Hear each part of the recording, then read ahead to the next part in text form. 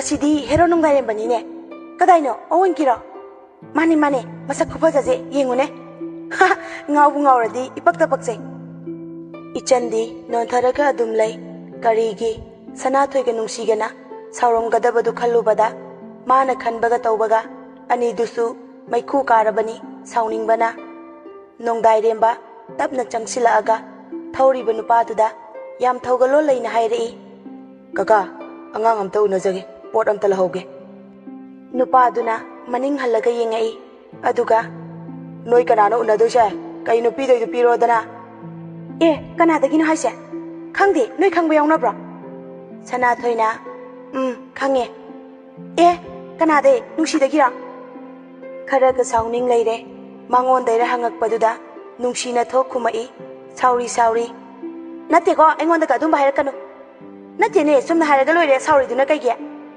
ꯅꯨꯡꯁꯤꯁꯨ ꯁꯥꯎꯒꯩ ꯁꯥꯎꯒꯠꯂꯨꯔꯒ ꯑꯃꯨꯛ ꯈꯟꯊꯔꯛꯏ ꯑꯗꯨꯒ ꯏꯆꯟꯗ ꯁꯥꯎꯅꯤꯡꯅ ꯌꯦꯡꯉꯛꯏ ꯅꯣꯡꯗꯥꯏꯔꯦꯝꯕꯗꯤ ꯏꯆꯟꯅ ꯂꯨꯛꯊꯔꯒ ꯐꯝꯕꯗꯨ ꯎꯕꯗ ꯒꯥꯔꯤꯗꯨꯒꯤ ꯃꯅꯤꯡꯂꯣꯝꯗ ꯆꯠꯂꯒ ꯂꯦꯞꯄꯒ ꯂꯩꯈꯤ ꯁꯅꯥꯊꯣꯏꯅ ꯏꯆꯟꯒꯤ ꯂꯦꯡꯕꯥꯟꯗ ꯍꯥꯏꯔꯞ ꯏꯜꯂꯒ ꯀꯩꯅꯣ ꯀꯣꯛꯄꯤꯗꯧꯗꯨ ꯄꯤꯔꯝꯃꯣ ꯊꯦꯡꯉꯕꯅꯤ ꯃꯁꯤ ꯅꯨꯄꯥꯁꯦ ꯏꯆꯟꯒ ꯈꯪꯅꯕ꯭ꯔꯣ ꯄꯥꯎꯈꯨꯝ ꯄꯤꯔꯝꯗꯅ ꯏꯆꯟ ꯀꯨꯝꯊꯔꯒ ꯅꯣꯡꯗꯥꯏꯔꯦꯝꯕꯒꯤ ꯃꯅꯥꯛꯇ ꯆꯠꯈꯤ ꯃꯃꯥꯟꯅꯕꯤꯅ ꯍꯪꯉꯤꯕ ꯋꯥꯍꯪꯗꯨꯒꯤ ꯄꯥꯎꯈꯨꯝ ꯁꯅꯥꯊꯣꯏꯅ ꯈꯨꯝꯃꯤ ꯈꯪꯅꯕꯅꯤ ꯂꯥꯛꯇ ꯃꯥꯡꯖꯔꯦꯗꯅ ꯑꯩꯈꯣꯏꯅ ꯁꯣꯝꯗ ꯍꯣꯞ ꯆꯥꯖꯔꯤꯁꯤꯒ ꯑꯋꯣꯏꯕ ꯅꯨꯡꯁꯤꯅ ꯆꯥꯔꯨꯔꯅꯨ ꯅꯃꯥꯟꯅꯕꯤꯒꯤ ꯅꯨꯄꯥꯅꯤꯅ ꯍꯣꯏꯗ ꯑꯗꯨꯕꯨꯗꯤ ꯈꯪꯗ꯭ꯔꯤꯉꯩꯗ ꯉꯥꯎꯕꯩ ꯋꯥꯅꯤ ꯏꯆꯟꯒ ꯈꯪꯅꯩ ꯈꯪꯅ ꯃꯈꯥ ꯇꯥꯅ ꯉꯥꯎꯁꯤꯜꯂꯗꯤ ꯏꯁꯥꯅ ꯏꯁꯥ ꯃꯈꯥ ꯇꯥꯅꯤꯡꯗ꯭ꯔꯦ ꯒꯥꯔꯤ ꯊꯧꯔꯛꯄ ꯅꯨꯄꯥꯗꯨꯅ ꯍꯥꯏꯔꯛꯏ ꯑꯩꯈꯣꯏꯁꯨ ꯊꯥꯏꯅ ꯁꯨꯃꯥꯏꯅ ꯌꯥꯝ ꯇꯧꯔꯛꯏ ꯁꯥꯎꯔꯨꯕ ꯌꯥꯕ ꯅꯠꯇꯦ ꯅꯨꯄꯥꯁꯦ ꯑꯁꯤ ꯅꯨꯄꯤꯁꯤꯅ ꯁꯥꯊꯤꯅ ꯅꯨꯡꯁꯤꯔꯝꯒꯅꯤ ꯑꯗꯨꯒꯤꯅꯦ ꯑꯃꯅ ꯊꯣꯛ ꯍꯦꯛꯇ ꯍꯪꯖꯤꯜꯂꯤ ꯀꯃꯥꯏꯅ ꯈꯪꯉꯤꯅꯣ ꯀꯀꯥ ꯅꯨꯄꯥꯗꯨꯅ ꯅꯣꯛꯂꯒ ꯈꯨꯝꯃꯛꯏ ꯑꯩꯈꯣꯏꯁꯨ ꯄꯥꯈꯪ ꯑꯣꯏꯔꯛꯏꯅꯦ ꯅꯨꯄꯥꯗꯨꯒꯤ ꯃꯥꯏꯗꯨ ꯌꯦꯡꯕꯗ ꯈꯪꯉꯦꯕ ꯁꯅꯥꯊꯣꯏꯅ ꯃꯕꯨꯛꯇ ꯈꯟꯖꯩ ꯅꯨꯡꯁꯤꯔꯝꯃꯅꯤ ꯁꯣꯏꯗꯅ ꯃꯊꯤꯕꯣꯡ ꯒꯨꯂꯤ ꯆꯥꯕꯒꯤ ꯁꯦꯜ ꯂꯧꯕ ꯂꯥꯛꯏ ꯑꯣꯏꯔꯝꯅꯤ ꯀꯔꯤꯕꯨ ꯂꯧꯗꯣꯔꯤꯒꯦ ꯃꯥꯅ ꯏꯆꯟꯗꯒꯤ ꯃꯀꯣꯛꯁꯤ ꯊꯨꯒꯥꯏꯔꯝꯁꯤꯔ ꯈꯪꯗꯦ ꯁꯨꯛꯅꯨ ꯍꯦꯛ ꯅꯨꯡꯁꯤꯗꯦ ꯍꯦꯛ ꯍꯧꯔꯛꯄꯗꯒꯤ ꯌꯦꯡꯅꯤꯡꯗ꯭ꯔꯕꯅꯦ ꯑꯩꯅ ꯁꯛꯇꯥꯃꯛꯅ ꯐꯖꯩ ꯀꯥꯏꯅ ꯈꯔ ꯉꯧꯕꯁꯤꯗ ꯌꯦꯡꯕ ꯌꯥꯕꯒꯤ ꯋꯥꯅꯤ ꯃꯥ ꯈꯛꯇ ꯅꯠꯇꯦ ꯅꯨꯡꯁꯤꯁꯨ ꯃꯕꯨꯛꯇ ꯈꯜꯂꯤꯕꯅꯤ ꯁꯥꯎꯅꯤꯡꯅ ꯗꯥꯎ ꯊꯨꯝꯒ ꯌꯥꯒꯗꯕ ꯃꯥꯟꯗꯦ ꯁꯛꯃꯛꯅ ꯌꯥꯎꯔꯛꯑꯝꯗ꯭ꯔꯁꯨ ꯐꯗꯧꯅꯤ ꯑꯋꯣꯏꯕ ꯈ꯭ꯋꯥꯏꯗꯒꯤ ꯅꯨꯡꯁꯤꯗꯕ ꯍꯩꯅꯗꯕ ꯃꯤꯁꯛꯇꯣ ꯅꯪ ꯑꯣꯏꯔꯦ ꯐꯅ ꯅꯨꯡꯁꯤꯔꯝꯕꯅꯤ ꯍꯨꯔꯥꯟ ꯂꯝꯆꯠ ꯍꯦꯛ ꯆꯠꯁꯤꯜꯂꯦꯔꯒ ꯁꯛꯃꯛꯅ ꯍꯤꯡꯆꯥꯕ ꯍꯦꯛ ꯃꯥꯟꯒꯦ ꯂꯥꯟꯖꯗꯕꯅ ꯃꯔꯣꯜ ꯑꯃ ꯁꯥꯔꯤꯕ ꯁꯨꯛꯌꯦꯡ ꯌꯦꯡꯅꯤꯡꯗꯦ ꯄꯨꯡꯈꯥ ꯍꯦꯛ ꯈꯥꯔꯦ ꯍꯥꯠꯄꯒ ꯌꯥꯔꯗꯤꯅꯦ ꯁ꯭ꯋꯥꯏꯗ ꯍꯥꯠꯇꯣꯛꯑꯝꯃꯅꯤ ꯑꯅꯤꯁꯤ ꯆꯞ ꯍꯦꯛ ꯃꯥꯟꯅꯅ ꯅꯣꯡꯗꯥꯏꯔꯦꯝꯕꯁꯤ ꯌꯥꯈꯤꯗ꯭ꯔꯕꯅꯤ ꯄꯩꯊꯣꯛꯅꯔꯒ ꯃꯆꯤꯟ ꯇꯨꯝꯊꯣꯛꯅꯔꯒ ꯂꯩꯔꯤꯕꯅꯤ ꯅꯣꯡꯗꯥꯏꯔꯦꯝꯕꯁꯨ ꯐꯤꯀꯥꯎ ꯍꯨꯝꯂꯒ ꯂꯦꯞꯄꯒ ꯂꯩ ꯏꯆꯟꯁꯨ ꯃꯅꯥꯛꯇ ꯍꯦꯛ ꯂꯦꯞꯄꯒ 4,000 ꯄꯨꯊꯣꯔꯛꯂꯒ ꯄꯤꯔꯒ ꯇꯞꯅ ꯏꯆꯟꯅ ꯌꯥꯝꯕꯨꯡ ꯁꯦꯜꯁꯤꯗ ꯂꯩꯔꯦ ꯅꯣꯡꯗꯥꯏꯔꯦꯝꯕ ꯁꯦꯜꯗꯨꯗ ꯍꯟꯅ ꯌꯦꯡꯉꯛꯇꯦ ꯃꯍꯥꯛꯀꯤ ꯊꯣꯛꯄ ꯁꯥꯎꯔꯒ ꯑꯗꯨꯝ ꯂꯩ ꯃꯍꯥꯛꯀꯤ ꯃꯑꯣꯡ ꯑꯗꯨꯗ ꯏꯆꯟꯁꯨ ꯀꯔꯤꯅꯣ ꯈꯟꯖꯔꯛꯏ ꯃꯤ ꯃꯃꯥꯡ ꯑꯣꯏꯕꯒ ꯍꯥꯟꯅꯗꯒꯤ ꯈꯔꯒ ꯀꯤꯕꯒ ꯃꯔꯣꯜ ꯊꯣꯛꯈꯤꯗ꯭ꯔꯦ ꯑꯗꯨꯕꯨ ꯍꯥꯏꯗꯕ ꯌꯥꯗꯕꯒꯤ ꯇꯞꯅ ꯑꯃꯨꯛ ꯍꯪꯖꯔꯛꯏ ꯌꯥꯝꯕꯨꯡ ꯀꯩꯗꯧꯔꯒꯦ ꯍꯟꯗꯛꯇꯤ ꯅꯣꯡꯗꯥꯏꯔꯦꯝꯕ ꯏꯆꯟꯗ ꯁꯥꯎꯅ ꯌꯦꯡꯉꯛꯏ ꯅꯣꯡꯗꯥꯏꯔꯦꯝꯕꯅ ꯅꯣꯛꯂꯒ ꯏꯆꯝ ꯆꯝꯅ ꯌꯦꯡꯕꯗꯁꯨ ꯀꯤꯕ ꯄꯣꯛꯂꯤꯕꯅꯤ ꯁꯥꯎꯅ ꯌꯦꯡꯉꯛꯄꯗꯗꯤ ꯀꯔꯤ ꯑꯣꯏꯔꯝꯒꯅꯤ ꯏꯆꯟ ꯆꯨꯝꯅ ꯂꯦꯞꯄ ꯉꯝꯁꯤꯜꯂꯛꯇ꯭ꯔꯦ ꯌꯥꯝꯅ ꯋꯥꯅ ꯑꯃꯨꯛꯁꯨ ꯍꯥꯏꯔꯛꯏ ꯌꯥꯝꯕꯨꯡ ꯀꯨꯏꯕ ꯌꯥꯔꯣꯏꯌꯦ ꯃꯤ ꯃꯃꯥꯡ ꯅꯣꯡꯗꯥꯏꯅ ꯀꯔꯤꯒꯤ ꯃꯤ ꯃꯃꯥꯡ ꯅꯪ ꯑꯁꯤꯗ ꯆꯠꯀꯅꯤ ꯑꯗꯨꯗ ꯀꯣꯏꯒꯅꯤ ꯍꯥꯏꯕ ꯀꯩꯗꯧꯒꯦꯕ ꯑꯩꯁꯨ ꯅꯪꯒꯤ ꯀꯅꯥꯅꯣ ꯑꯩꯉꯣꯟꯗ ꯇꯥꯛꯇꯅ ꯏꯆꯟꯅ ꯑꯩ ꯅꯣꯡꯗꯥꯏꯅ ꯌꯥꯔꯦ ꯁꯦꯜꯗꯨ ꯇꯥꯞ ꯏꯆꯟꯒꯤ ꯃꯈꯨꯠꯇꯒꯤ ꯂꯧꯔꯒ ꯅꯅꯤꯡ ꯇꯧꯔꯣ ꯅꯪ ꯑꯩꯕꯨ ꯅꯉꯣꯟꯗ ꯑꯗꯨ ꯈꯪꯅ ꯊꯤꯡꯕꯁꯨ ꯅꯠꯇꯦ ꯁꯨꯃꯥꯏꯅ ꯆꯠꯀꯅꯤ ꯍꯥꯏꯕꯗꯤ ꯍꯥꯏꯔꯝꯕ ꯌꯥꯏꯅ ꯌꯥꯝ ꯍꯥꯏꯅꯤꯡꯗꯕ ꯅꯠꯇ꯭ꯔꯣ ꯆꯠꯂꯣ ꯐꯖꯅ ꯑꯍꯥꯟꯕ ꯑꯣꯏꯅ ꯅꯣꯡꯗꯥꯏꯔꯦꯝꯕꯅ ꯏꯆꯟꯗ ꯁꯥꯎꯔꯝꯃꯒ ꯆꯠꯈꯤ ꯃꯍꯥꯛꯀꯤ ꯌꯥꯝꯕꯨꯡꯅ ꯁꯥꯎꯈꯤꯕꯗ ꯏꯆꯟ ꯃꯁꯥꯗꯨ ꯏꯍꯩ ꯍꯩꯅꯤꯡꯕ ꯄꯣꯛꯇ꯭ꯔꯦ ꯅꯣꯡꯗꯥꯏꯔꯦꯝꯕꯅ ꯆꯠꯈ꯭ꯔꯕꯁꯨ ꯏꯆꯟ ꯀꯥꯈꯠꯂꯛꯇ꯭ꯔꯕꯗ ꯁꯅꯥꯊꯣꯏ ꯏ ꯍꯥꯏꯒꯠꯂꯛꯏ ꯑꯗꯨꯅ ꯃꯉꯛ ꯊꯤꯡꯗꯣꯔꯛꯑꯒ ꯂꯥꯎꯔꯛꯏ ꯍꯣ ꯀꯔꯤ ꯊꯤꯕꯤꯔꯤꯒꯦ ꯑꯗꯨꯗ ꯊꯦꯡꯉꯦ ꯌꯥꯝ ꯊꯨꯅ ꯂꯥꯛ ꯁꯅꯥꯊꯣꯏꯅ ꯂꯥꯎꯔꯛꯄꯗꯒꯤ ꯏꯆꯟ ꯇꯣꯡꯈꯠꯂꯛꯂꯦ ꯑꯗꯨꯗꯒꯤ ꯃꯈꯣꯏ ꯑꯃꯨꯛ ꯍꯥꯟꯅꯒꯨꯝ ꯂꯥꯡꯂꯒ ꯆꯠꯄ ꯍꯧꯔꯦ ꯏꯆꯟꯗꯤ ꯂꯥꯡꯕꯒ ꯆꯪꯗ꯭ꯔꯦ ꯃꯥꯅ ꯀꯣꯏꯕ ꯆꯠꯀꯅꯤ ꯍꯥꯏꯍꯧꯗ꯭ꯔꯤꯕ ꯑꯗꯨ ꯁꯣꯏꯔꯕ ꯃꯥꯜꯂꯦ ꯈꯟꯖꯩ ꯑꯗꯨꯅ ꯃꯍꯥꯛ ꯂꯝꯕꯤꯒꯤ ꯅꯥꯀꯟꯗ ꯌꯦꯡꯂꯒ ꯑꯗꯨꯝ ꯂꯩ꯫ ꯁꯅꯥꯊꯣꯏꯁꯨ ꯅꯨꯡꯁꯤꯁꯨ ꯑꯗꯨꯃꯉꯥꯏ ꯍꯔꯥꯎꯅ ꯂꯥꯡꯖꯒꯦ ꯈꯟꯕꯅꯤ, ꯑꯗꯨꯕꯨ ꯁꯥꯎꯅꯤꯡꯕ ꯍꯦꯟꯃꯟꯕꯅ ꯋꯥꯒ ꯁꯨꯡꯉꯥꯡ ꯉꯥꯡꯂꯛꯈꯤꯗ꯭ꯔꯦ꯫ ꯅꯣꯡꯗꯥꯏꯔꯦꯝꯕꯁꯨ ꯑꯗꯨꯃꯉꯥꯏ ꯆꯞ ꯃꯥꯟꯅꯩ, ꯍꯦꯛꯇ ꯁꯥꯎꯅꯤꯡꯂꯦ꯫ ꯏꯆꯟꯗꯒꯤ ꯁꯦꯜ ꯂꯧꯊꯣꯛꯄꯤꯕꯒꯤ ꯅꯨꯡꯉꯥꯏꯇꯕ ꯑꯃꯗꯤ ꯀꯣꯏꯕ ꯆꯠꯀꯅꯤ ꯍꯥꯏꯗꯅ ꯍꯦꯛꯇ ꯆꯠꯂꯝꯕꯒꯤ ꯃꯁꯥꯗꯨ ꯋꯥꯔꯧꯕꯁꯨ ꯄꯣꯛꯂꯦ꯫ ꯉꯥꯏꯍꯥꯛ ꯈꯥꯝꯃꯒ ꯃꯍꯥꯛꯀꯤ ꯍꯧꯅꯕꯤ ꯇꯔꯪ ꯑꯃꯗ ꯃꯪꯂꯒ ꯂꯩꯕꯗꯨ ꯇꯧꯔꯛꯏ꯫ ꯃꯣꯕꯥꯏꯜ ꯂꯧꯊꯣꯛꯂꯒ ꯏꯆꯟꯗ ꯇꯦꯛꯁ ꯊꯥꯒꯦ ꯇꯧꯖꯩ, ꯑꯗꯨꯕꯨ ꯑꯃꯨꯛꯁꯨ ꯀꯛꯊꯠꯂꯤ꯫ ꯅꯣꯡꯗꯥꯏꯅ ꯑꯩꯍꯥꯛ ꯊꯛꯀꯤ ꯃꯍꯥꯛꯅ ꯑꯋꯥ ꯃꯩꯁꯥ ꯂꯥꯡꯂꯒ ꯑꯩꯅ ꯃꯇꯧ ꯀꯔꯝꯅ ꯃꯍꯥꯛꯄꯨ?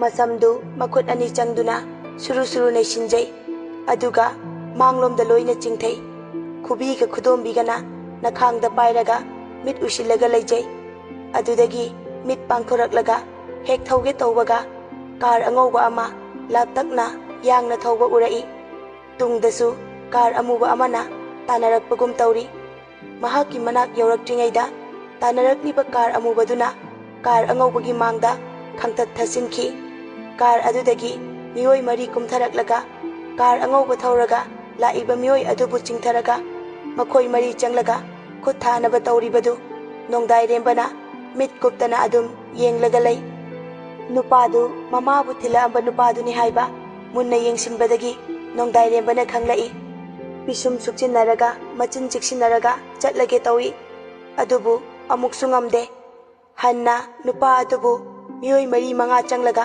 ꯈꯨꯠ ꯊꯥꯅꯕ ꯍꯣꯠꯅꯔꯤꯕꯗꯨ ꯌꯦꯡꯂꯛꯏ꯫ ꯍꯣꯏ, ꯅꯪꯅ ꯅꯅꯥ ꯌꯥꯝ ꯀꯜꯂꯤꯁꯤ ꯀꯩꯒꯤꯅꯣ? ꯏꯄꯥꯒꯨꯝꯕꯅꯤ ꯈꯜꯂꯒ ꯈꯨꯠ ꯊꯥꯕꯤꯗꯕꯅꯦ, ꯑꯗꯨꯒ ꯅꯪꯒꯨꯝꯕꯅ ꯑꯩꯈꯣꯏꯕꯨ ꯁꯤꯡꯅꯕ ꯁꯥꯔꯦ꯫ ꯀꯥꯟꯅꯗꯦ ꯑꯍꯜ, ꯑꯔꯣꯏꯕ ꯑꯣꯏꯅ ꯍꯥꯏꯔꯦ, ꯁꯦꯜ ꯄꯤꯒꯦꯔꯥ ꯄꯤꯔꯣꯏꯔꯥ ꯑꯗꯨꯗ ꯃꯌꯦꯛ ꯁꯦꯡꯅ ꯈꯪꯍꯜꯂꯣ꯫ ꯅꯆꯥ ꯅꯨꯄꯥ ꯑꯃ ꯂꯩꯗꯥꯏ, ꯃꯗꯨ ꯍꯦꯛꯇ ꯂꯣꯏꯁꯤꯜꯂꯒ ꯂꯣꯏꯔꯦ, ꯕꯦꯔꯥ ꯂꯩꯇꯦ ꯑꯩꯈꯣꯏꯗꯤ꯫ ꯅꯨꯄꯥꯗꯨꯅ ꯃꯤꯑꯣꯏ 4ꯗꯨꯅ ꯉꯥꯡꯂꯤꯕ ꯑꯗꯨꯗ ꯈꯨꯝꯃꯛꯏ꯫ ꯍꯩ, ꯅꯣꯏ ꯏꯆꯥꯒꯨꯝꯕ ꯉꯥꯛꯇꯅꯤ ꯈꯜꯂꯒ ꯑꯩꯅ ꯃꯤꯅꯨꯡꯁꯤ ꯎꯠꯄꯤꯔꯒ ꯑꯣꯟꯁꯤꯜꯂꯒ ꯆꯥꯅꯕꯁꯨ ꯍꯣꯠꯅꯕ ꯁꯥꯔꯦ꯫ ꯑꯣꯟꯁꯤꯟꯕ ꯑꯣꯟꯁꯤꯟꯗꯕ ꯑꯩꯈꯣꯏ ꯈꯪꯗꯦ, ꯑꯩꯈꯣꯏꯁꯨ ꯅꯪꯒꯤ ꯃꯤꯅꯥꯏ ꯑꯣꯏꯅ ꯁꯤꯟꯅꯕ ꯌꯥꯕ ꯁꯤꯟꯅꯈ꯭ꯔꯗꯨꯗꯤ꯫ ꯅꯨꯄꯥꯗꯨꯅ ꯅꯈꯣꯏꯕꯨ ꯑꯩꯅ ꯂꯦꯝꯅ ꯁꯤꯟꯅꯈꯤꯕ꯭ꯔꯣ? ꯅꯈꯣꯏꯒꯤ ꯈꯨꯠꯁꯨꯃꯜꯗꯒꯤ ꯍꯦꯟꯗꯣꯛ ꯄꯥꯊꯣꯛꯅ ꯄꯤꯔꯤꯕ ꯅꯠꯇ꯭ꯔꯣ? ꯑꯗꯨꯕꯨ ꯅꯕꯨꯛ ꯁꯦꯡꯗꯕꯒꯤ ꯑꯩꯅ ꯇꯥꯟꯊꯣꯛꯄꯅꯤ꯫ ꯑꯩꯅ ꯄꯨꯂꯤꯁꯇ ꯇꯥꯛꯄꯤꯗ꯭ꯔꯤꯕꯁꯦ ꯃꯤꯑꯣꯏꯕꯒꯤ ꯃꯤꯅꯨꯡꯁꯤ ꯌꯦꯡꯂꯒꯅꯤ, ꯅꯠꯇ꯭ꯔꯕꯗꯤ ꯅꯍꯥꯟꯅ ꯅꯈꯣꯏ ꯑꯩꯅꯅꯦ ꯄꯨꯂꯤꯁꯇ ꯁꯤꯟꯅꯕ ꯌꯥꯔꯕꯅꯤ꯫ ꯁꯣꯝ ꯌꯥꯝ ꯐꯥꯎꯕꯤꯔꯤ, ꯅꯪꯅ ꯐꯥꯎꯔꯕꯁꯨ ꯉꯁꯤꯗꯤ ꯑꯩꯈꯣꯏꯒꯤ ꯈꯨꯠꯇꯒꯤ ꯅꯪ ꯅꯥꯟꯊꯣꯛꯄ ꯉꯝꯒꯗ꯭ꯔꯣ? ꯀꯥꯔ ꯃꯅꯨꯡꯁꯤꯗ ꯃꯩ ꯊꯥꯗꯣꯛꯑ ꯊꯅꯝꯕꯗ ꯀꯅꯥꯅ ꯈꯪꯗꯧꯔꯤꯒꯦ? ꯅꯆꯥ ꯅꯨꯄꯥꯗꯨꯅ ꯅꯪꯕꯨ ꯀꯟꯕ ꯉꯝꯗꯧꯔꯤꯕꯣ?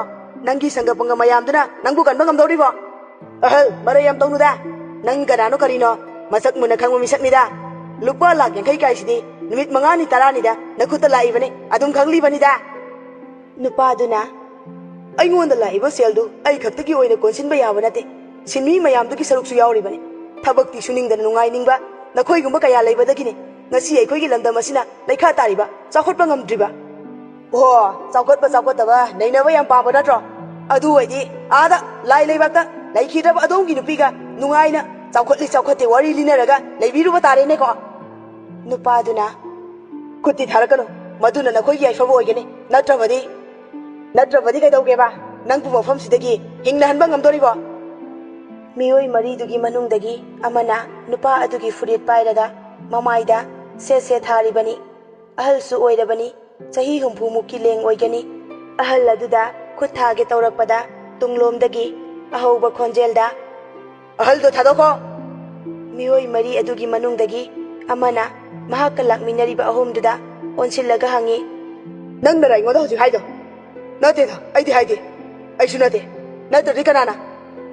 ꯑꯍꯥꯟꯕ ꯍꯪꯉꯛꯄ ꯅꯨꯄꯥꯗꯨꯅ ꯅꯣꯛꯂꯒ ꯋꯥꯈꯜꯅ ꯑꯣꯏꯕ ꯇꯥꯏ, ꯃꯁꯤꯒꯤ ꯑꯍꯜꯁꯦ ꯃꯥꯏꯕꯒ ꯑꯣꯏꯕ ꯖꯥꯠꯂꯥ? ꯚꯨꯠꯀ ꯁꯥꯟꯅꯕ꯭ꯔꯣ ꯅꯪꯕꯣ? ꯁꯥꯟꯅꯔꯝꯒꯅꯤ ꯃꯁꯤ꯫ ꯚꯨꯠ ꯁꯥꯟꯅꯔꯁꯨ ꯉꯁꯤꯗꯤ ꯃꯍꯥꯛꯀꯤ ꯚꯨꯠꯁꯤꯡꯗꯨꯒ ꯂꯣꯏꯅꯅ ꯇꯔꯪ ꯃꯥꯂꯪꯗ ꯇꯤꯟꯈꯤꯕ ꯇꯥꯔꯦ ꯃꯍꯥꯛꯁꯨ, ꯅꯠꯇ꯭ꯔꯥ? ꯑꯍꯜ ꯑꯗꯨꯗ ꯈꯨꯠ ꯊꯥꯒꯦ ꯍꯦꯛ ꯇꯧꯕꯒ ꯍꯟꯗꯛꯀ ꯑꯃꯨꯛꯀ ꯍꯦꯟꯅ ꯍꯧꯅ ꯑꯍꯜꯗꯨꯗ ꯈꯨꯠ ꯍꯦꯛ ꯊꯥꯕꯗ ꯅꯈꯣꯏ 4 ꯀꯌꯥ ꯅꯨꯡꯉꯥꯏꯔꯣꯏ? ꯃꯤꯑꯣꯏ 4ꯗꯨ ꯈꯣꯟꯖꯦꯜꯗꯨꯅ ꯂꯥꯛꯏꯕ ꯑꯗꯣꯝꯗ ꯌꯦꯡꯊꯣꯔꯛꯄꯗ ꯅꯣꯡꯗꯥꯏꯔꯦꯝꯕ ꯃꯁꯥ ꯃꯎ ꯏꯐꯟ ꯐꯟꯒꯩ ꯐꯤꯀꯥꯎ ꯍꯨꯝꯂꯒ ꯂꯦꯞꯄꯒ ꯂꯩꯔꯝꯃꯤ꯫ ꯃꯃꯥꯏꯗꯨꯁꯨ ꯂꯩꯈꯣꯝ ꯇꯩꯁꯤꯜꯂꯤ, ꯈꯖꯥꯏ ꯅꯥꯝꯃ꯫ ꯅꯣꯡꯗꯥꯏꯔꯦꯝꯕ ꯎꯕꯗ ꯃꯤꯑꯣꯏ 4ꯗꯨ ꯇꯤꯉꯛ ꯃꯥꯏꯉꯛꯅꯅ ꯌꯦꯡꯅꯩ꯫ ꯑꯍꯜ ꯑꯗꯨꯁꯨ ꯃꯁꯛ ꯈꯪꯕ ꯃꯤꯔ ꯍꯥꯏꯅ ꯌꯦꯡꯖꯔꯤ, ꯑꯗꯨꯕꯨ ꯃꯁꯝ ꯐꯥꯕ ꯑꯃꯗꯤ ꯈꯖꯥꯏꯗ ꯇꯩꯔꯤꯕ ꯂꯩꯈꯣꯝ ꯑꯗꯨꯅ ꯃꯁꯛ ꯈꯪꯕꯗꯤ ꯉꯝꯗ꯭ꯔꯦ꯫ ꯅꯪ ꯀꯅꯥꯅꯣ? Nongdairembana thawa sadana khumai. Aine. Noidi kana. Aine kaina. Aikoi masa khangningbagi nangbu. Nongdaina. Khangningde hangpham thokpagi hangbane. Masidi kainom towina. Nongdaina. Ai khara ngawbane. Mayamga manado misakni. Nasana khangna. Ahal adu thado maga chatko. Na thwai kanbige.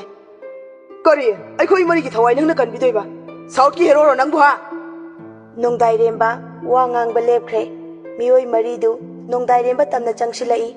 Madu tani Nongdairemba na ngaijaba.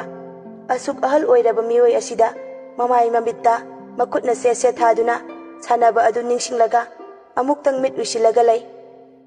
Ay, masidi ngawoidana amuk tumthokhrene. Manaba yawa mi oramoi. Angawbuda khut thabadi kya nungaiteda. Hoine, masiga osinabada kya lemoida. Jugot wayong charamoy. Mama fana hui thadokpadawna thadokpa. Sagaina tai mathong maram khangda macha masu oiramgane. Onsinnaraga noklingaida Nongdairembagi mama mapa Sagaina tai palaga ngangkiba nupadu leimaida tuki mikup phade. Adudagi ahumdu Nongdairembada nokpa toklaga yengai. Adubu Nongdairemba makut yetu kutum tasilaga kudang leiraga makoi ahumda khana yenglaga leirami. Ahumdudi matin yotli. Nongdaina wangangko. Ahumdugi maraktagi khara kiganba mana. Chatlorase. Aidi pakhat pathakat pasu yaba nate. Nongdaina amta chatpa yaroi. Lengdabi lepaga leidawne. Nakhoi mari manaraga napa gumba ahal se fuge tawba natro. Aduna noi aina lem namta tharoi. Naril su yaudaba. Oi, nangumba ngang tanau lawda aikhoina kibidau manbro. Kibidau manbro. Nongdaina ai tanau rabasu khutti tanau dabanida. Nang adu oidi.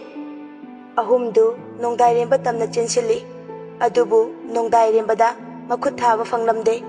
Taduna leiriba nupadu chingkhatlaga chenkre. Nongdairembadi machi lengdabi lepaga lei. Ahal aduna tapna. Ichabu kanagi machano. Nongdaina khangde. Phat onthoklaga makhong thangkhige tawbada ahal aduna amuksu hairai. Ibungo amukta ngaikho.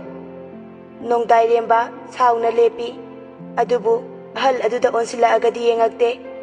Ahal aduna ngasi ichana ipagi thawai kanbiraga karigino nangna leiduna chatnaba honariba. Nangbu kanagi machano kari lamdagino ipana nangi tawbimal khangboina. Nongdaina ai tawbimal pambagi sombu kanbiba nate. Mioiba amagi minungsida kanbane. Nakoina minungsi khangdrabaso aidi nakoigumna sagi wakhal chende. Masi hairamlaga bullet tu thauraga chatki. Ahaldu Nongdairembana chatkibadu yenglaga leihawi. Nongdairemba mate khara thauraga machi amada amuk khamlaga lei. Masadu tawfam chafam khangdraduna mathanta khoidau thitna lei. Ahal adubu kanbirubagi mathanta oina sauningba pokchai. Mahakka mamaga yanadribasi nupa adugi haktaktagini. Bullet tuda makhutuna pop thajinjai. Ichandi langningba ngauningba loina hankrabani. Machi amada adum phamlega lei.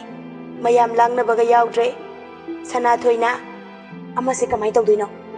Nungsina yam wali chana yam phangkini. Sanathoina matausi yengba amung nungaitrene.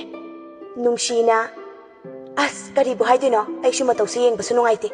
As aikhoina fau asam nungaitrasinadi masadi kari oiramgane. Sanathoina nang amasu yare nupa saktaduga adui nupaduda leidau sarukne sikhibana fai. Nungsina adudi nangsu haino asumaina onsilaga saunadu sarukne yambung Nongdairembado wakhal tahanaba honase. Sanathoina ichanda onsilaga saubidu saruk mahaki mathwai nungainaba honabiba yaina.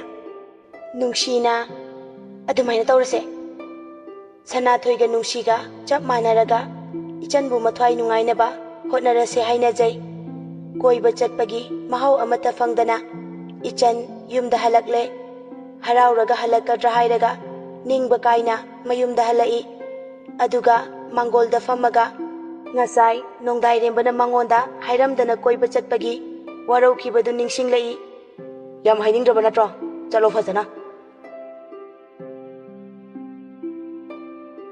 ꯑꯇꯩ ꯅꯤꯡꯁꯤꯡꯗ꯭ꯔꯕꯁꯨ ꯑꯅꯤꯁꯤ ꯅꯤꯡꯁꯤꯡꯂꯒ ꯅꯣꯡꯗꯥꯏꯔꯦꯝꯕ ꯁꯥꯎꯔꯝꯒꯗ꯭ꯔꯥ ꯈꯟꯕꯗ ꯃꯪꯂꯒ ꯂꯩ꯫ ꯃꯃꯥꯒ ꯃꯄꯥꯒ ꯊꯣꯡꯒꯥꯜꯂꯣꯝꯗꯒꯤ ꯆꯪꯃꯤꯟꯅꯔꯛꯏ꯫ ꯃꯆꯥꯅ ꯃꯪꯂꯒ ꯐꯝꯂꯒ ꯂꯩꯔꯝꯕ ꯑꯗꯨꯗ ꯅꯨꯡꯉꯥꯏꯇꯕ ꯄꯣꯛꯆꯅ ꯍꯪꯖꯔꯛꯏ꯫ ꯁꯅꯥꯍꯜꯅ "ꯏꯆꯥꯇꯣꯝꯕꯤ, ꯀꯩꯗꯧꯔꯒꯦ ꯅꯪꯕꯣ?" ꯑꯃꯨꯕꯤ ꯃꯆꯥꯒꯤ ꯅꯥꯛꯇ ꯐꯝꯂꯒ ꯂꯥꯏꯕꯛꯇ ꯃꯈꯨꯠ ꯊꯝꯂꯒ ꯍꯥꯏꯔꯛꯏ꯫ ꯑꯃꯨꯕꯤꯅ "ꯏꯆꯥꯇꯣꯝꯕꯤ, ꯅꯪꯕꯨ ꯅꯁꯥ ꯅꯨꯡꯉꯥꯏꯇꯕ꯭ꯔꯣ?" ꯁꯅꯥꯍꯜꯅ "ꯍꯥꯏꯌꯨ ꯍꯥꯏꯌꯨ, ꯏꯆꯥ ꯀꯩꯗꯧꯔꯒꯦꯕ?" ꯑꯃꯨꯕꯤꯅ "ꯋꯥꯕ꯭ꯔꯣ ꯅꯪꯕꯣ? ꯏꯃꯥ ꯆꯥꯛ ꯊꯣꯡꯉꯛꯑꯒꯦ, ꯑꯗꯨꯒꯅꯦ ꯆꯥꯛ ꯑꯁꯥꯕ ꯆꯈꯣ ꯑꯃ ꯍꯥꯟꯅ ꯆꯥꯅꯕ." ꯁꯅꯥꯍꯜꯅ "ꯊꯣꯡꯂꯨꯔꯣ ꯃꯃꯥ, ꯅꯪꯕꯨ ꯑꯉꯥꯡꯁꯦ ꯌꯥꯝ ꯋꯥꯅ ꯎꯔꯦꯅꯦ."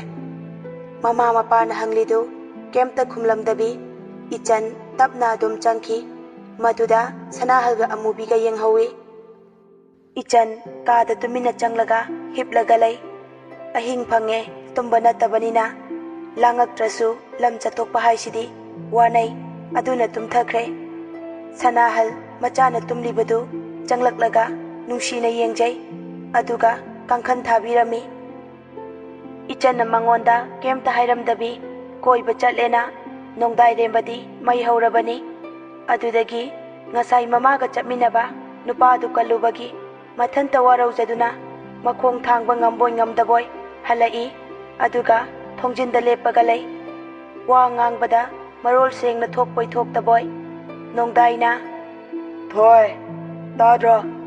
ꯇꯥꯗ꯭ꯔ ꯃꯥꯜꯂꯦꯅꯦ꯫ ꯇꯨꯝꯖꯔꯣ ꯇꯨꯝꯖꯔꯣ, ꯅꯈꯣꯏꯅ ꯅꯨꯡꯉꯥꯏꯅ ꯇꯨꯝꯕ, ꯑꯗꯨꯒ ꯑꯩꯅ ꯅꯨꯡꯉꯥꯏꯅ ꯂꯥꯡꯊꯣꯛꯄ." ꯊꯣꯡꯖꯤꯜꯗꯒꯤ ꯍꯟꯗꯣꯔꯛꯑꯒ ꯃꯥꯡꯒꯣꯜ ꯗꯥꯔꯤ ꯇꯝꯅ ꯐ꯭ꯔꯦ ꯐ꯭ꯔꯦ ꯍꯥꯏꯔꯒ ꯂꯥꯛꯏ, ꯑꯗꯨꯒ ꯑꯇꯤꯌꯥꯗ ꯊꯣꯛꯂꯤꯕ ꯊꯥꯖ ꯃꯍꯥꯛꯄꯨ ꯌꯦꯡꯖꯔꯛꯏ꯫ ꯆꯤꯟꯕꯥꯜ ꯆꯤꯡꯂꯒ ꯅꯣꯛꯐꯦꯠ ꯇꯧꯖꯩ꯫ ꯅꯣꯡꯗꯥꯏꯅ "ꯅꯪꯗꯤ ꯏꯪꯉꯁꯨ ꯑꯗꯨꯝ ꯅꯣꯡꯗꯣꯜꯗ ꯉꯥꯟꯕ, ꯑꯗꯨꯒ ꯁꯥꯔꯁꯨ ꯑꯗꯨꯝ ꯅꯣꯡꯗꯣꯜꯗ ꯉꯥꯟꯕ. ꯌꯥꯏ ꯌꯥꯏ, ꯅꯪꯅ ꯑꯩꯒꯤ ꯄꯥꯕꯨꯡꯁꯨ ꯀꯥꯏꯗ ꯊꯝꯃꯤꯅꯣ ꯈꯪꯗꯦ. ꯀꯔꯝꯕ ꯃꯆꯥꯅꯣ ꯑꯩꯕꯣ? ꯃꯄꯥꯒꯤ ꯃꯁꯛ ꯈꯪꯗꯕꯗꯒꯤ ꯍꯦꯟꯗꯣꯛꯂꯒ ꯃꯄꯥ ꯃꯃꯤꯡꯁꯨ ꯈꯪꯗꯕ ꯑꯩ ꯈꯛꯇ ꯃꯄꯥꯁꯤꯒꯤꯕꯨ ꯃꯆꯥ ꯅꯠꯇꯦꯕ. ꯑꯇꯩ ꯃꯌꯥꯝꯁꯨ ꯁꯤꯔꯤꯕꯅꯤ, ꯃꯈꯣꯏ ꯀꯅꯥꯝꯇ ꯑꯩꯗꯧꯅ ꯊꯃꯣꯏ ꯀꯥꯏꯗꯦ, ꯑꯩꯗꯧꯅ ꯅꯤꯁꯥ ꯆꯥꯗꯦ, ꯑꯩꯗꯧꯅ ꯉꯥꯎꯁꯤꯟꯅꯗꯦ. ꯑꯗꯨꯒ ꯑꯩꯗꯤ ꯅꯤꯁꯥ ꯆꯥꯏ, ꯉꯥꯎꯁꯤꯟꯅꯩ, ꯑꯣꯛꯇꯕ ꯃꯆꯥꯅꯤ." ꯂꯦꯞꯄ ꯋꯥꯕꯗꯒꯤ ꯐꯝꯊꯔꯛꯑꯒ ꯃꯈꯣꯡ ꯌꯥꯟꯊꯔꯒ ꯐꯝꯃꯤ, ꯑꯗꯨꯒ ꯃꯤꯠ ꯈꯨꯔꯤ ꯈꯨꯔꯤ ꯕꯨꯂꯦꯠꯇꯨꯗ ꯑꯃꯨꯛ ꯌꯦꯡꯖꯔꯛꯏ꯫ ꯅꯣꯡꯗꯥꯏꯅ "ꯑꯩꯒꯤ ꯃꯔꯨꯞ ꯑꯁꯦꯡꯕꯗꯤ ꯅꯪꯅꯦ. ꯅꯪꯅ ꯃꯄꯥꯜꯗ ꯇꯨꯝꯃꯒ ꯑꯩꯅ ꯀꯔꯤꯒꯤ ꯃꯅꯨꯡꯗ ꯇꯨꯝꯒꯅꯤ? ꯅꯪꯗꯤ ꯑꯩꯅ ꯅꯪꯒꯤ ꯂꯩꯔꯛꯐꯝ ꯈꯪꯉꯤ, ꯑꯗꯨꯕꯨ ꯑꯩ ꯏꯁꯥꯒꯤ ꯍꯧꯔꯛꯐꯝꯗꯤ ꯑꯩ ꯏꯁꯥꯅ ꯈꯪꯖꯗꯦ. ꯐꯥꯒꯤ ꯇꯥꯏ ꯑꯋꯣꯏꯕ. ꯏꯃꯥꯁꯨ ꯃꯤꯒꯤ, ꯏꯄꯥꯁꯨ ꯈꯪꯗꯦ. ꯅꯣꯡꯗꯥꯏꯔꯦꯝꯕꯗꯤ ꯀꯔꯤ?" ꯏꯆꯟ ꯑꯃꯨꯛ ꯅꯤꯡꯁꯤꯡꯂꯛꯏ, ꯑꯗꯨꯒ ꯅꯣꯛꯃꯤ ꯅꯣꯛꯃꯤꯒ ꯇꯧꯔꯛꯂꯦ, ꯑꯗꯨꯒ ꯂꯣꯡꯅ ꯃꯥꯡꯒꯣꯜꯗ ꯍꯤꯞꯊꯩ꯫ "ꯑꯩꯅꯁꯨ ꯅꯨꯡꯁꯤꯕ, ꯅꯪꯅꯁꯨ ꯅꯨꯡꯁꯤꯕ, ꯑꯗꯨꯕꯨ ꯅꯪꯒꯤ ꯃꯔꯝꯗ ꯑꯩꯉꯣꯟꯗ ꯍꯥꯏꯅꯤꯡꯗꯕ. ꯏꯃꯥꯅ ꯑꯩꯕꯨ ꯄꯣꯛꯄꯤꯕꯅꯤ ꯍꯥꯏꯔꯤ. ꯑꯩꯁꯦ ꯀꯅꯥꯒꯤ ꯖꯤꯟꯅ ꯑꯣꯏꯔꯛꯄ ꯃꯆꯥꯅꯣꯗꯤ ꯇꯥꯛꯄꯤꯗꯦ. ꯑꯩꯅ ꯏꯃꯥꯗ ꯋꯥꯍꯪ ꯃꯌꯥꯝ ꯍꯪꯅꯤꯡꯉꯤ, ꯈꯨꯝꯕꯤꯔꯣꯏ ꯈꯟꯕꯒꯤ ꯉꯝꯗꯦ. ꯑꯩꯒꯤ ꯏꯃꯥꯗꯤ ꯑꯩꯒꯤ ꯏꯃꯥ ꯅꯠꯇꯦ, ꯃꯥꯗꯤ ꯃꯤꯒꯤ ꯃꯃꯥꯅꯤ. ꯌꯥꯝ ꯂꯨꯅ ꯇꯧꯖꯕꯅꯤ ꯃꯤꯒꯤ ꯃꯆꯥ ꯃꯁꯨ. ꯍꯧꯖꯤꯛꯁꯤꯕꯨ ꯀꯩ ꯊꯥꯅꯣ? ꯏꯪꯕ ꯐꯥꯎꯔꯛꯑꯦꯅꯦ. ꯍꯦꯔꯥ, ꯅꯨꯄꯥꯅꯕꯨ ꯃꯋꯥ ꯂꯧꯗꯦ. ꯏꯪꯂꯁꯨ ꯏꯪꯖꯧ, ꯇꯨꯝꯃꯗꯤ ꯇꯨꯝꯃꯦ." ꯅꯣꯡꯗꯥꯏꯔꯦꯝꯕꯒꯤ ꯃꯇꯧꯁꯤ ꯌꯦꯡꯁꯤꯟꯅꯗꯅ ꯎꯁꯤꯟꯅꯗꯅ ꯂꯩꯕ ꯉꯝꯂꯤꯕ ꯀꯨꯁꯨꯝꯒꯤ ꯊꯃꯣꯏꯁꯤ ꯑꯉꯛꯄꯅꯤ꯫ ꯃꯆꯥꯕꯨ ꯃꯍꯥꯛꯅ ꯉꯥꯎꯍꯟꯕꯅꯤ, ꯃꯁꯥꯅ ꯈꯪꯖꯗꯦ. ꯃꯆꯥꯗ ꯑꯗꯨꯃꯛ ꯇꯥꯏꯅꯔꯤ. ꯃꯆꯥꯅ ꯃꯥꯕꯨ ꯋꯥꯔꯧꯔꯤꯕꯒꯤ ꯃꯔꯝ ꯀꯔꯤꯒꯤꯅꯣ ꯃꯍꯥꯛ ꯈꯪꯗꯦ꯫ ꯑꯌꯤꯡꯕꯗ ꯅꯣꯡꯗꯥꯏꯔꯦꯝꯕ ꯊꯛ ꯊꯛ ꯅꯤꯛꯂꯒ ꯇꯨꯝꯂꯤ, ꯃꯆꯤꯟꯀ ꯃꯨꯔꯤ ꯃꯨꯔꯤ ꯇꯧꯔꯛꯂꯦ꯫ ꯏꯆꯟꯁꯨ ꯇꯨꯝꯂꯝꯕꯗꯒꯤ ꯃꯤꯀꯞ ꯊꯣꯔꯛꯑꯦ, ꯑꯗꯨꯒ ꯋꯥꯈꯜꯗ ꯅꯣꯡꯗꯥꯏꯔꯦꯝꯕꯕꯨ ꯈꯪꯅꯤꯡ ꯅꯤꯡꯁꯤꯡꯂꯛꯏ꯫ ꯏꯪꯕꯒ ꯀꯩꯒ ꯒ꯭ꯌꯥꯟ ꯑꯃ ꯏꯇꯥ ꯇꯥꯖꯗ꯭ꯔꯦ꯫ ꯃꯣꯕꯥꯏꯜ ꯌꯦꯡꯂꯒ ꯁꯨꯝ ꯂꯩꯔꯝꯕꯗꯒꯤ ꯃꯁꯥꯗ ꯀꯔꯤ ꯈꯜꯂꯕꯅꯣ ꯈꯪꯗꯦ, ꯑꯀꯤ ꯑꯈꯪ ꯊꯥꯗꯣꯛꯂꯒ ꯅꯣꯡꯗꯥꯏꯔꯦꯝꯕꯗ ꯀꯣꯜ ꯇꯧꯔꯛꯏ꯫ ꯅꯣꯡꯗꯥꯏꯔꯦꯝꯕꯗꯤ ꯏꯪꯕꯒꯤ ꯊꯛ ꯊꯛ ꯅꯤꯛꯄꯅ call ꯂꯥꯛꯏꯕꯗꯨ kanano karino yenge khallabasu ngamjade. Ring hek tatkibaga fikhaudagi mobile lauthoklaga yengjai. Maduda ichan oirambaduda hena mathwai porok chakpa haidu oire. Hallaga tawraktradi masu tawroina hanna yengdabi leithokle. Mobile du thangattana tawrakpra haina yengjai. Adubu tongmallaktrabada mathanta I karaga mana oina hallaga tawrai. Ring chatpagi khingbaga nangde. Ichansu sat pairai. Hek pairakpaga nongdai rembana lawaidagi laklai.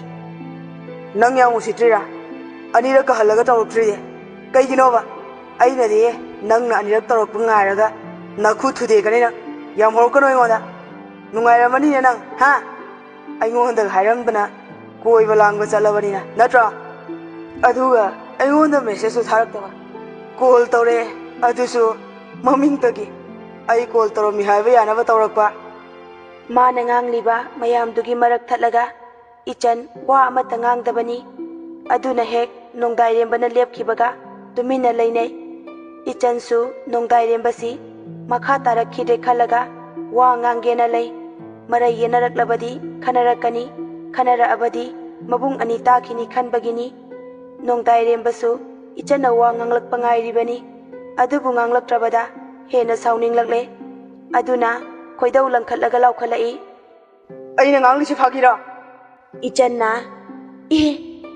Santhoi tumbadi nate imungda lairik tawribani aduna nongdai rembana lauridu haifet tai aduna lairik pabadu leplaga mana tariba khonjeldu amukka tarakpra yengjai taraktrabada mahakki wakhalna oiramba tai khallaga amuk lairik paba hawi kusumdi tumlaga lairibani nongdaina kaidi kaino ha Channa Yam Nongdaina Nana Segairona Yambung Nongdai remba khumakte adudagi ichansu ke sinnaraga kaujarai Yambung Kaino na kya thara isibo Kebana te cho Adudi kay daraba Mana adum sauraga leiraga Palakanu nang Bas ay lanjareba Lanjare haral hekte yabra Yadradi ay bukay daw haino ba ngausinaba chatlubasu nate hairamdabi chatpamaksu nate aduga mana isau irango hekta sauniba nangise aibu thembiba kaiduraba yambungna sauraga aina themdradi thembinaba leiraboba namai kaini na themasu sawi themdrasu sawi kainu pano siba maning mamang koithat hek thatladana aina kaida thaliba thati yaraba Masak asiga yam thajada wa ngakta kaino thajadrisina ibe kaino fajana khumone aina saugodro haraga nang noina saugile hayeng inaktaga leiradi nang ninga yam chaudori chaubiroye pakhatlido khangjare aya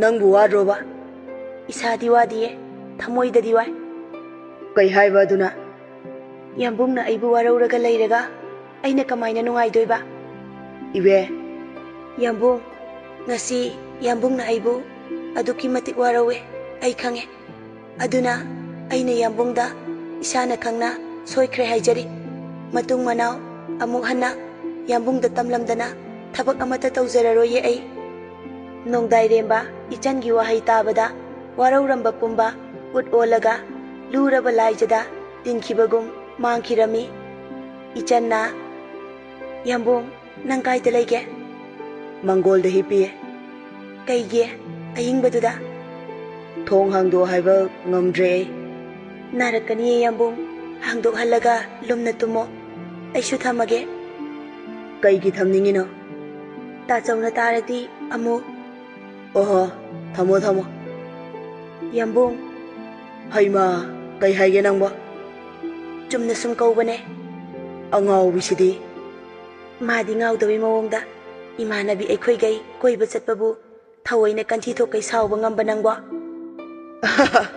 mana chumbaga sakchi leine saktradi ai thamage yambung su changbina ba tawro hoi tawradoine fajana wakhal nungaina tumtho yambung Call kakre Nongdairembadi thamhaningba natte adubu mahakki maramgi ichanbu parina amuk phubigadra khanbagi kemta khamdribani ichansu thawoina call kakthatlibani Nongdairembana ayingbada mathanta leibadu nungaitaba pokpagi call hek kakpaga Chanthoida taurai Chanthoina kaino sina pharak tana taurai sina kaidaurage ichanna kaisum taudiye thong amta hangdo Chanthoi mihun thaun chengkhatlaga hangai karino nang lairaba kadaida aikhoidani karino noidadi aidi kaidauba laktoiba aduga thong hangdo haidu kaigino hai bapano mangolda noina taido tumaga leire thongdo amta hangdoagane imungda pusilo mana kaubada tadre ye noi ai kabok sabokti takigum taweba adubu us noisu natai halakdrido yengono hey pa ingai de leforo aina leforo haidine leforo nang sat hangdo amta iwado ingbana siba tare heklok ka thungalaba aina kaidog yenguna sausinaraga kol kakle Chanthoisu mathanta thokpadi kiba pokjai aduna tumliba manebu hawdokjai Chanthoina nene kusumna kaidorage natai halabo Chanthoina halaba male nene yenguse kusumna hoi chatpa horo Chanthoina nene mangthawo aidi kijaye kusumna kaisum tawroine nangbo haugatlaga thokpa hauki Chanthoidi ichan ki tek la ibadu yengi kaino hangdoktribo hey khit khala anu nang hangdokadaure hangdoktriba hangdoi he kaino ne manena lawba ngangba tarakpadagi chenthora yengjai kusumna machabu chingkhalaga warataba mapal thokano suya yade ne kayarapti surage nangna mapalda hing yare ise aibu mi mamangda hingna sihanba Nongdaina pairakano aingoda mamabu mangonda pairakano na fat kanthora kusumna karigi paidaba nang munglam henba macha lekai sida kana lege ima dawna tawu mama de lekai sida kana lege mi mamangda ikai che imungda sango aikhoi ima se ikai ba khangboire ima ikai ba khangame macha nupa gi mangda nupa mana yumgi thongal maktada tilakhan ba ngambi aigi ma nupa dubo kanano karino so masak maming tao yadabi aigi ma ikai ba khangbiri nang nambadu da palaga laidubu kadai digi wano ba wa makha tagano imungda sango aseng ba chumba ngang thokpada ikai ba se mioi bagi hongna sane ngasi shu nupa du ga ima ga chatminarangani ai muna khangi chatminarasu mayamna chatnaba lambi da chatabi mina toina chatnada lambi da kaidobagi chatpiriba natene ima yum paningladi panbikro thangai sengna kani machagi machinda khubak na thai Chanthoina manebu khamjarai nene Nongdairembadi mamana khubak na thabadu chaina faudabadona noklaga thoisu mayumda thindokraga aisu ining ikha tamna nungaiba fangani ima nangna chaliba lamchatubu pabungi laiyoi khraba thawaiduna pelamgadro pelamoy Chanthoina itai imungda sangase mina taraga khatnaba malani ba aina tawriba mawong siso pabungi thawaina sunglung nungairamoi adubo umna makkanano henbana ima nangnane machabu hatpa ngamgadabi mamane ima nangdi kusumna machabu sagal laktuna imungda chingsilai aduga khupakna nangalda furami machabu funa kapsu kapi aduga nangidama aina iru yang kemduna lelibase nangna karigi khangdriba nangmuk macha nungsiba khangdaba macha leiramgara asuk haiba iloi khanglamlabadi nangbu poklamdabana phai nangbu poklamdrabadi ngasi aina phangliba chaina mayam ase phanglamloye Nongdairembadi mamana nganglibasing adu tabada kappagi mahutta nokcharai aduga